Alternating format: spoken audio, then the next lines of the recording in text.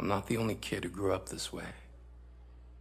Surrounded by people who used to say that rhyme about sticks and stones. As if broken bones hurt more than the names we got called, and we got called them all. So we grew up believing no one would ever fall in love with us. That we'd be lonely forever. That we'd never meet someone to make us feel like the sun was something they built for us in their tool shed. So broken heartstrings bled the blues as we tried to empty ourselves so we would feel nothing. Don't tell me that hurts less than a broken bone. That an ingrown life is something surgeons can cut away. That there's no way for it to metastasize, it does. She was 8 years old. Our first day of grade 3 when she got called ugly. We both got moved to the back of class so we would stop getting bombarded by spitballs. But the school halls were a battleground where we found ourselves outnumbered day after wretched day. We used to stay inside for recess because outside was worse.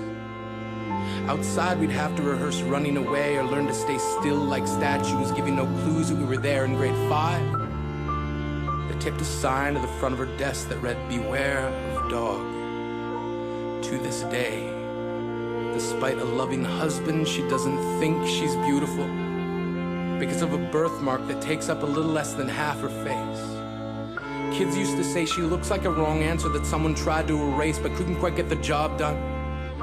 And they'll never understand that she's raising 2 kids whose definition of beauty begins with the word mom.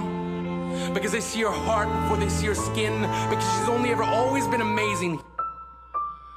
We weren't the only kids who grew up this way. To this day, kids are still being called names. The classics were, "Hey stupid," "Hey spaz." Seems like every school has an arsenal of names getting updated every year. And if a kid breaks in a school and no one around chooses to hear, do they make a sound? Or they just background noise from a soundtrack stuck on repeat when people say things like kids can be cruel? And if you can't see anything beautiful about yourself, get a better mirror. Look a little closer. Stare a little longer. Because there's something inside you that made you keep trying despite everyone who told you to quit. You built a cast around your broken heart and signed it yourself. You signed it. They were wrong.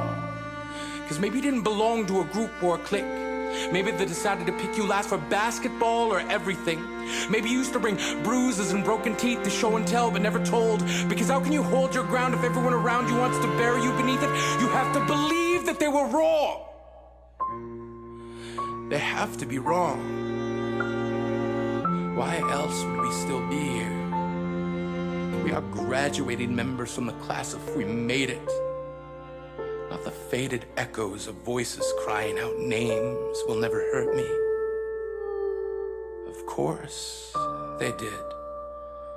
But our lives will only ever always continue to be a balancing act that has less to do with pain and more to do with beauty.